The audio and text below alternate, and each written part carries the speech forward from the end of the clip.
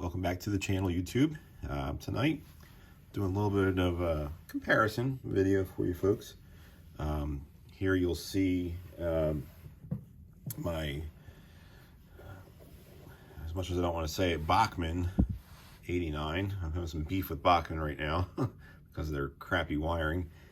And also my Van Hobbies Canadian National 260 E10 Mogul.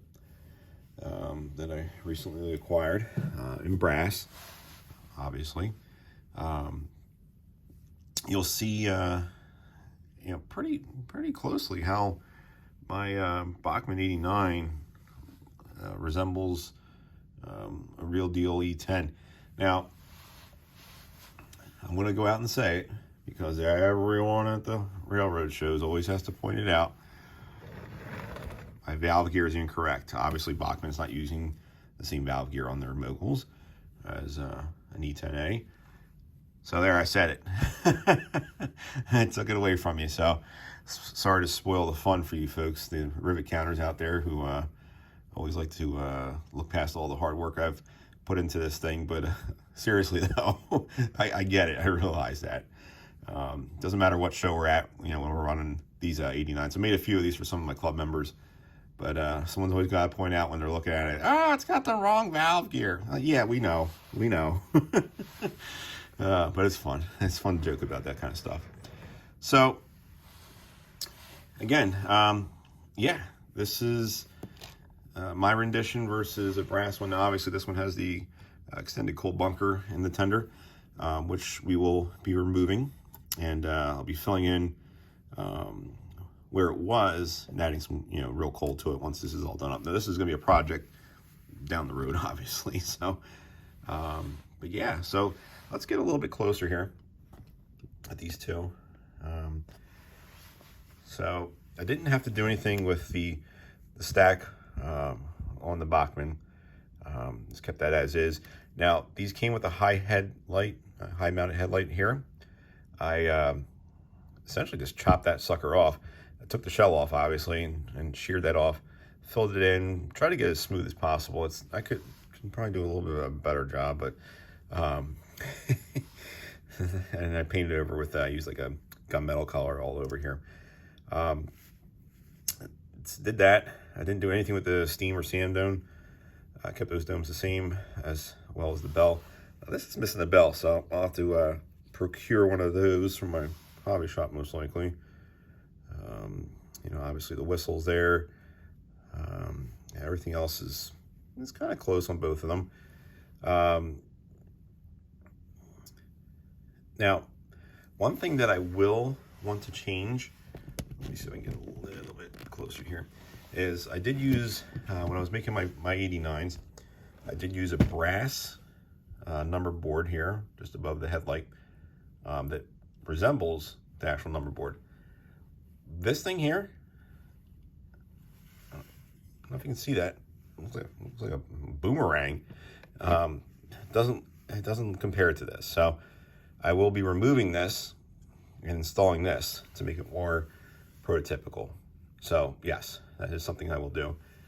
Let's take these apart and kind of get a little bit deeper on these. Don't worry, track power is off, so you don't have to worry about any short circuits here. So, as you can see, my high-mounted number board, Van Hobbies high-mounted number board, headlight number plate.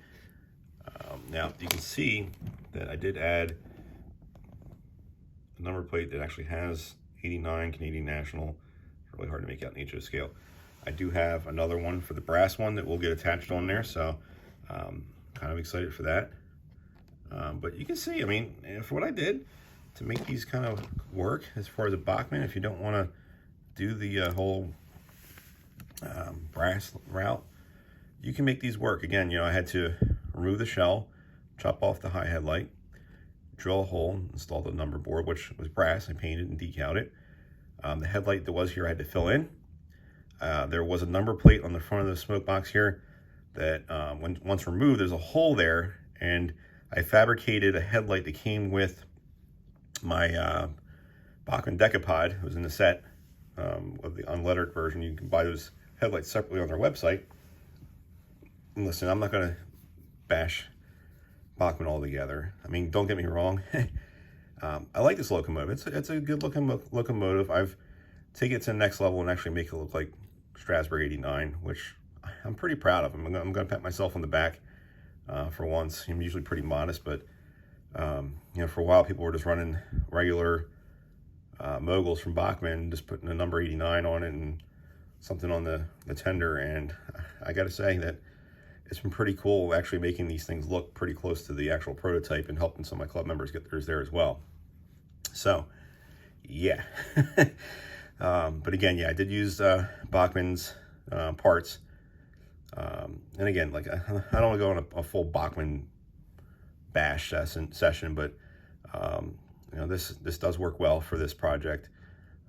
It's not exactly the right headlight, but it's close, and it comes with the number plate mount, so I can mount this plate on the front. So yeah, so those will be pretty similar to each other once together.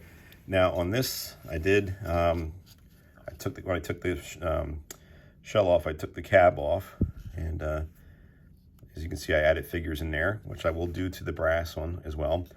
But I also have brass numbers on the side here from Canada, eh? So we do have the actual brass cab numbers. They're raised just like the real 89, just like the real deals, which I will do on that one as well. And you can see it says E10A 26%. So I added some grime to the roof of my cab as well, just kind of make it a little bit more realistic. Painted the front doors red. So I got a lot of dreaming to do, but I'm very inspired for what this will look like with some help from my friends. Help me out with some electronics on this. Really excited on that. Now, this is the tender, which the E10As, they all, I guess, were equipped with these extended coal bunkers, or I think maybe even Strasburg's 89 had it at one point.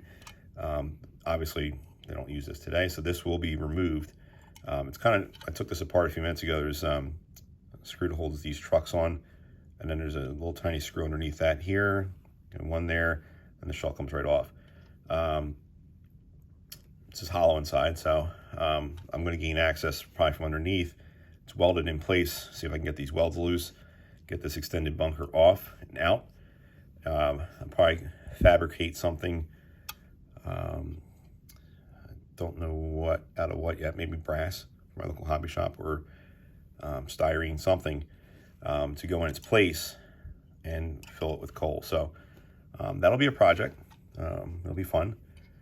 And back here we have the rear of the tender, the headlight, tail light, whatever you want to call it. Portal here. Yeah, pretty simple, straightforward. Now, here is my my tender, which I found some pretty prototypical sized coal online, so that's what I've been using. Some of the other guys have been using something a little bit bigger, but I kind of like the size on this. It's actual real coal. It's been broken up. Some custom decal stickers, whatever you want to call them. It's not an actual decal, but it's a sticker. But I had these made from actual pictures of the real deal itself. Say Strasburg Railroad. So pretty excited with that. And on the back here, decaling I did there. I did on the back of the tender here, painted it red as well. Added some grime to it. These things aren't clean in real life. They're worked every day. They're put to use. So they're gonna have grime and everything from soot all over it. Now, obviously the rear light on this is offset, not centered like it should be, and kind of raised up. It is correct on this tender, the brass tender. So I know one of the guys in my club, Andrew, was mentioning relocating his, which I have to take this apart and kind of see what's going on in here, but obviously you'd have to drill a hole here. I don't know about actually being able to reuse this. Probably be better to wire in an LED light, find an actual better looking lamp that's high mounted up, and wire in an LED light. But yeah, so here we are now that we've moved past 89, and here is 90. And pardon the squeaking in the background, I got my sidekick Wiggity Walter with me today, as always. My partner in crime back there, he's chomping on his giraffe. So here in this this brass comparison here is Empire Midland Great Western 90, Strasburg 90, and my Strasburg 90 made from Bachmann.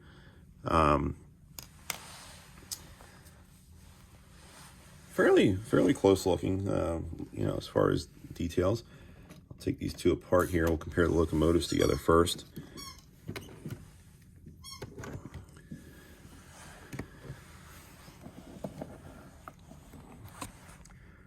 So, fronts, the pilots are pretty close, very similar. This one I had to custom do on this Bachmann. It was a brass part that I had to manipulate. I had to shave down the actual Bachmann itself. Ladders going up on both of them. The brass has railings on the side, Bachmann's does not. Number plates centered, high headlight, pile style headlight. The marker lamps on the front, mounted on the front, was supposed to be on the brass. I did not do that with this. I kind of mounted them on the side of it itself. I did install some jewels there as well. I did install a shorter smokestack to replicate what is actually there. The one that comes on here from the factory is taller, and so it is fairly close. Sand domes, very similar as well, as you can see. Bell, I installed in the correct position. Steam domes, I'm drawing a blank here, sorry. I've been up since 4 o'clock. Similar, obviously this one's prototypical, this one just a little different. Whistle, which I do like the brass one better. It does have a cable going to it, rope, for actually pulling it. I didn't install it on mine. Blowdown I installed, which is correct as of right now. The way Strasburg's doing it. This is not, so it might be something I might change, maybe not. Maybe just leave it the way it is. Dynamo, correct spot. So the Bachmann, both that and the brass have the cabs hatch in the right spot there as well. Let's see if we can do side by side here.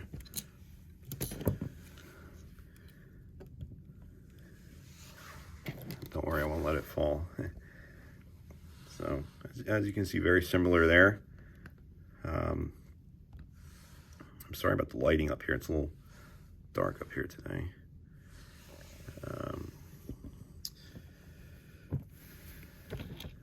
The back of both of them, obviously more detail on the brass, but both very nice.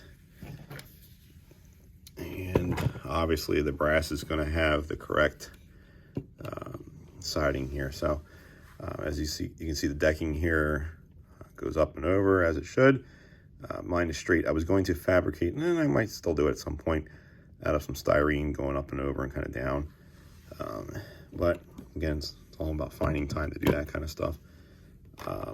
But side by side, I mean, geez, you don't want to spend the money on a brass one, which there was only 200 of these made. So they are rare. They are hard to get a hold of. Some of the guys in my club have snatched up a couple. But again, these are hard to find. And again, you know, they're brass, so you're going to have to find someone to help you with paint and DCC if you want to go that route, and sound, which, I mean, why not? But again, this is a Bachmann that I modified. I'll be honest with you right now, I would do a couple more of these for some of my friends, and I may do that in the future. But right now, this sand dome is extremely hard to find. I found one thanks to a tip from someone on Facebook who was doing one of these, and I was able to snatch the last one up from that website, and I have not seen one since. So I'm on the hunt. If you guys see any, please let me know, because I wouldn't mind doing a couple more of these for some friends. I might even do a how-to to show you guys on how to do this. Yeah, if you guys find any of those style sand domes, please let me know. So that's, again, I mean, I think that's pretty darn close. Now, tenders, here's mine. Coal I added to it, Bachmann's factory rear light, and the rear marker lamps that I added to the tender itself, red and green on the side. Obviously they're not lit up, they're just jewels in there. Nothing special. Bachmann's a little cheesy plastic railing steps there. And here's the brass tender, which is so much better. The only thing missing on here is a rear light. Empire Midland did not add a rear light to their tender. Don't know why.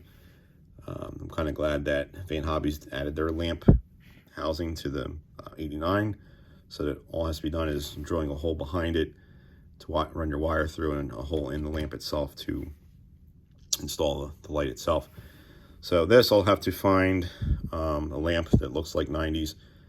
You know, obviously my friend is helping me out with these. We'll have to drill a hole, run the wiring in through the tender and into the coder. But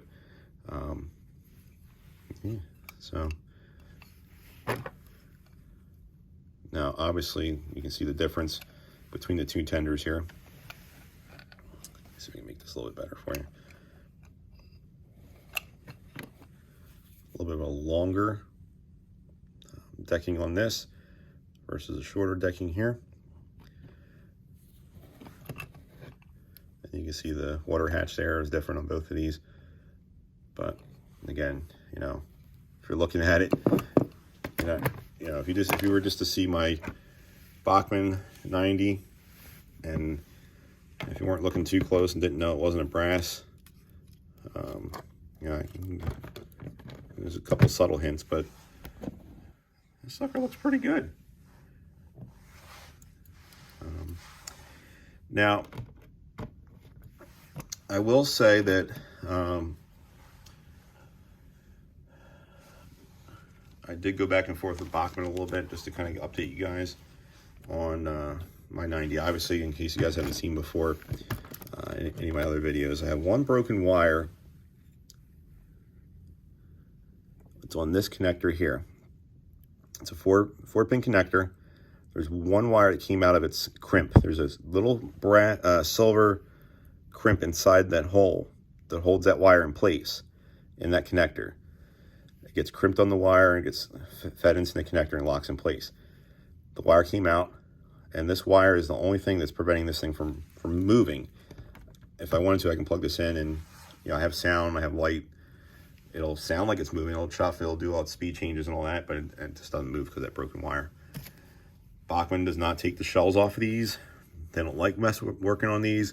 They were just going to send me a replacement locomotive, which, again, I have a lot of time into this thing with modifications on here. And again, I never took the shell off this thing. Everything I did was exterior to this thing, paint, add-ons. So it's kind of upsetting to me that they won't take this thing apart. But so the wire that's broken there, I need to either figure out if there's a way to disconnect the crimp from inside this connector, reconnect it onto this wire and put it back in the connector, or per talking to Bachmann, they did send me a new wire because they don't want to take it apart. Their guys they don't like working on them, or they're not, I don't know. I'll just leave it at that. I'm tired of talking about it. They did send me a replacement wire. I got both sets here, the 4-pin and the 2-pin. But they did send this to me. You can see it has the 4 wires here and 2 pins, the 2-pin connector on that one. So if it's something that, this can come off easily, yeah, you could swap it out. But at this point, I don't really have too much faith in these connectors. Just given I have 2 locomotives, both from Bachmann, that are both down for the count because of their connectors. But yes, if this can come off, the shell can come off, then I can maybe solder that in place and have this thing be operational again. Or what can be done is, I'm trying to see if I have one in front of me here, but I don't. Using a 6-pin TCS connector from the cab to the tender. So one way or another, this thing will be fixed at some point. It's on the back burner right now, but so that's kind of it. If you guys have any questions about anything I've done to either one of these locomotives, please feel free to ask me in the comments. Be more than happy to go over that with you. But thanks again for the follow, and we'll hope to bring you some more stuff soon. Later.